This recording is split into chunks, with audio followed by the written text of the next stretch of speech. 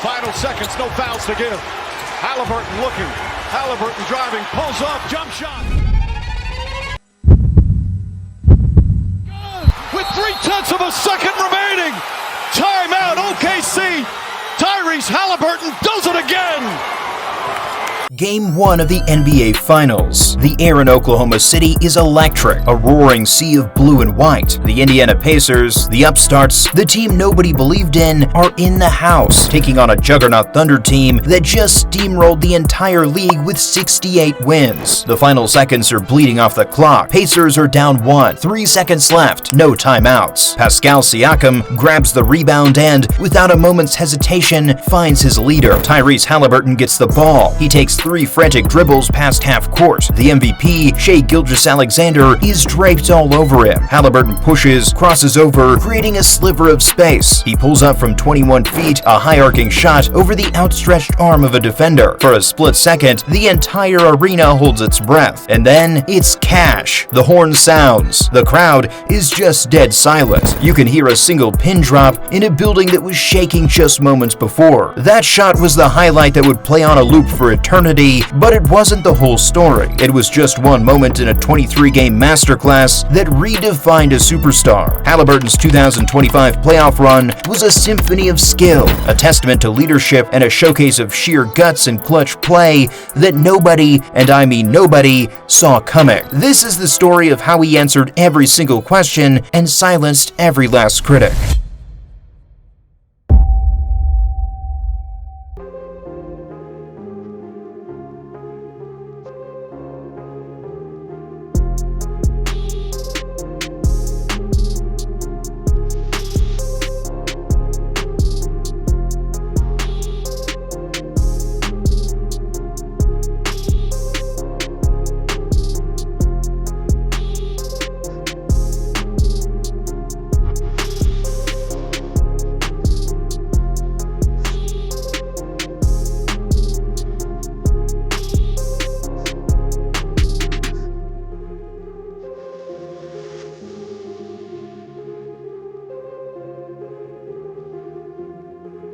To truly understand the magnitude of that run, you have to understand the journey. Tyrese Haliburton's path was never paved in gold. It was built step by step with intelligence and sheer will. On draft night in 2020, the consensus was clear. He was seen as a high IQ, can't-miss facilitator, but perhaps not a high-ceiling, franchise-altering talent. A safe pick, a future solid starter. 11 teams, including several desperate for a floor general, passed on him. He slid to the Sacramento Kings at number 12, carrying the quiet chip on his shoulder of every player who has ever been overlooked. In Sacramento, he showed immediate flashes of the brilliant, creative playmaker we know today, but he was on a team perpetually searching for an identity, a ship without a rudder. Then on February 8, 2022, came the trade that changed everything. In a move that sent shockwaves through the league and was initially lambasted by fans and analysts alike, the Kings sent their promising young point guard to the Indiana Pacers for Domantas Sabonis. For many young players, being traded from the team that drafted you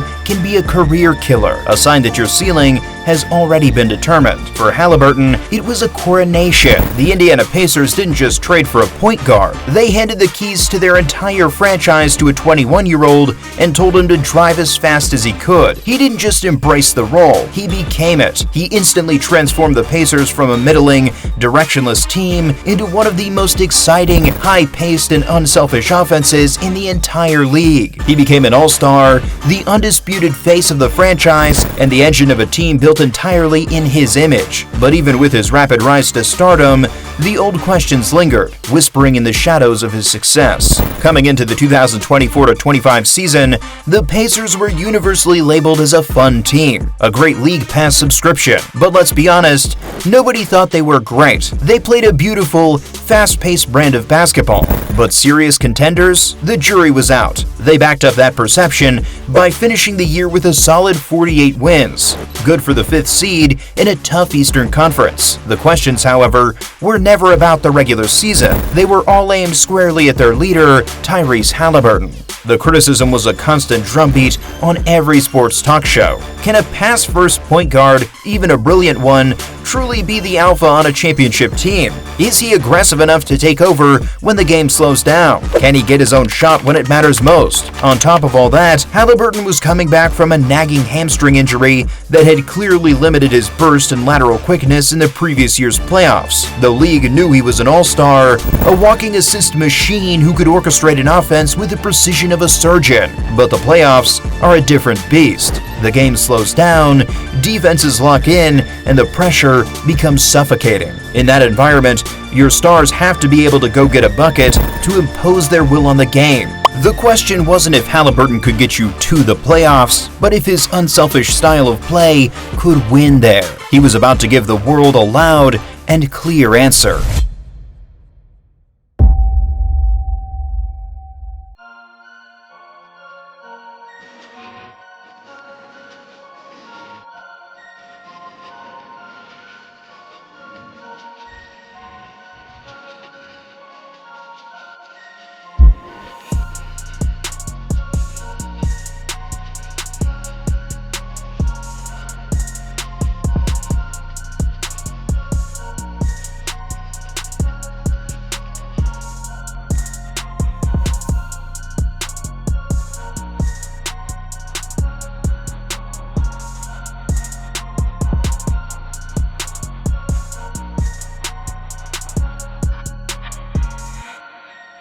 First up was a familiar and formidable enemy, the Milwaukee Bucks. This was a classic clash of styles, Indiana's modern, speed and space offense against Milwaukee's veteran grit and punishing physicality. The Bucks' game plan was obvious from the tip-off of Game 1, slow the game to a crawl, turn it into a physical, half-court fistfight, and grind the high-flying Pacers down. But Haliburton refused to let them dictate the terms. He treated their physicality not as a wall to run into, but as an opportunity to exploit. In the pivotal Game 4 in Milwaukee, Haliburton put on an absolute clinic with 24 points and 16 assists against only one turnover, completely dictating the pace and leading the Pacers to a crucial road win. Through it all, he was the conductor, controlling the tempo like a maestro. When the Bucks tried to get physical and press up, Haliburton used his otherworldly basketball IQ, pushing the pace relentlessly after every rebound and hitting cutters with pinpoint passes before Milwaukee's defense could even get set. The series was a 6-game slugfest that tested Indiana's toughness to its core, but Haliburton proved that his brand of basketball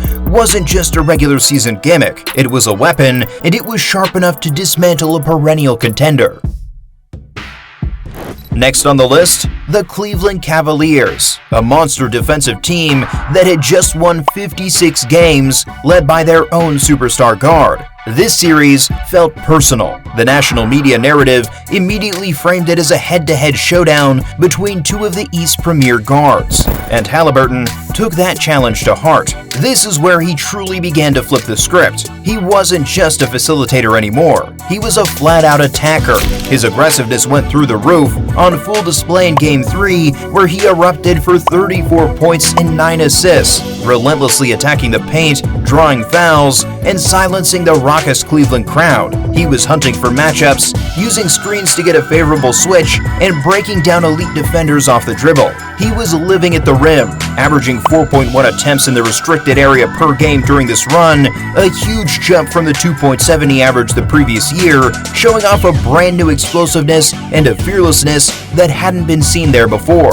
That aggressive scoring, of course, just opened up even more impossible passing lanes for his teammates, making him an unsolvable puzzle for the Cavs' top-ranked defense. He demonstrated with force that he could score whenever he had to, and suddenly, people started whispering, maybe this team and their transformed leader were the real deal.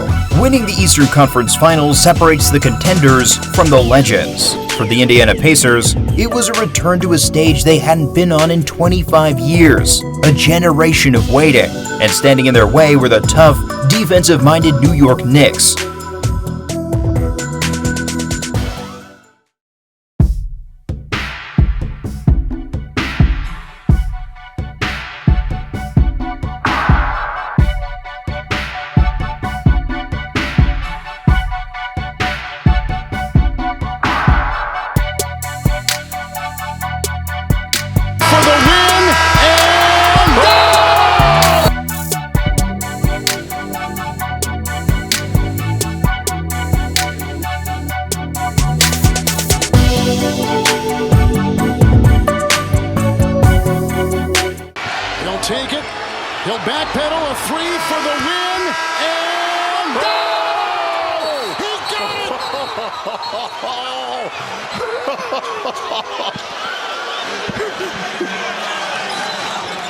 A team whose entire identity was built to frustrate, suffocate, and mentally break superstars. This series was a grinding 7-game gauntlet, and it became the final, undeniable piece of Haliburton's evolution. Every single criticism he'd ever heard, that he was too passive, that he couldn't be the man, that he shied away from the big shot, was answered right here, in the brightest arena in sports. It started from the very first game.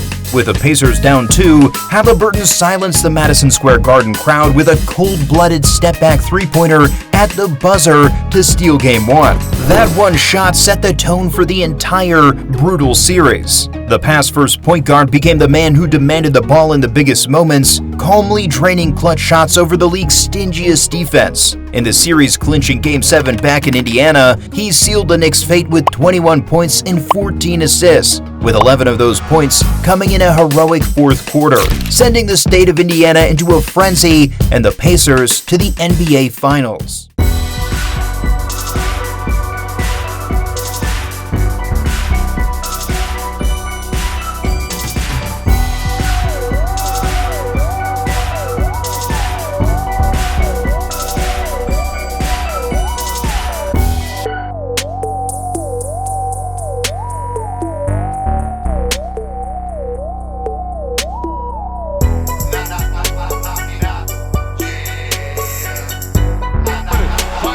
No fouls to give. Haliburton looking. Haliburton driving. Pulls off. Jump shot.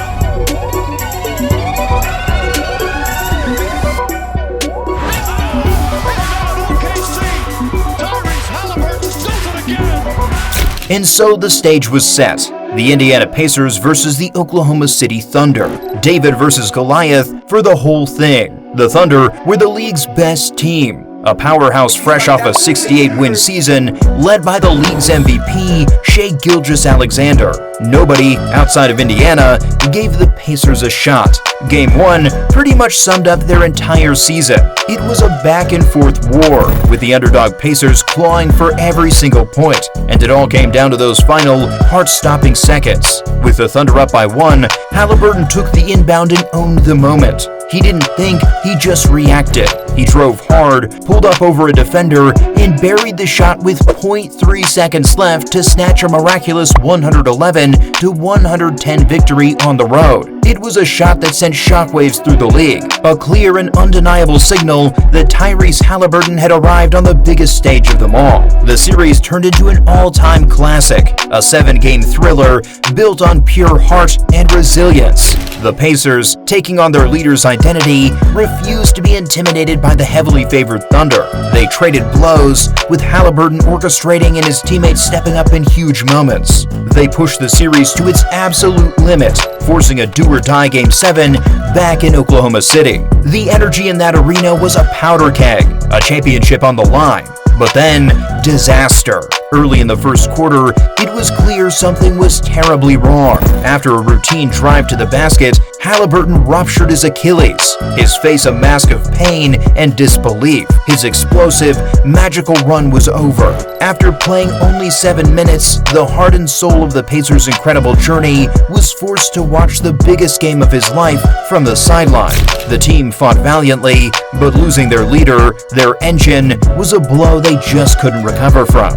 The Thunder would go on to win the game 103-91, and with it, the NBA championship. There was no championship parade in Indianapolis. But in that devastating loss, a new legacy was born. Tyrese Haliburton's final stat line for the 2025 playoffs tells part of the story. 17.3 points, 5.3 rebounds, and an incredible 8.6 assists per game.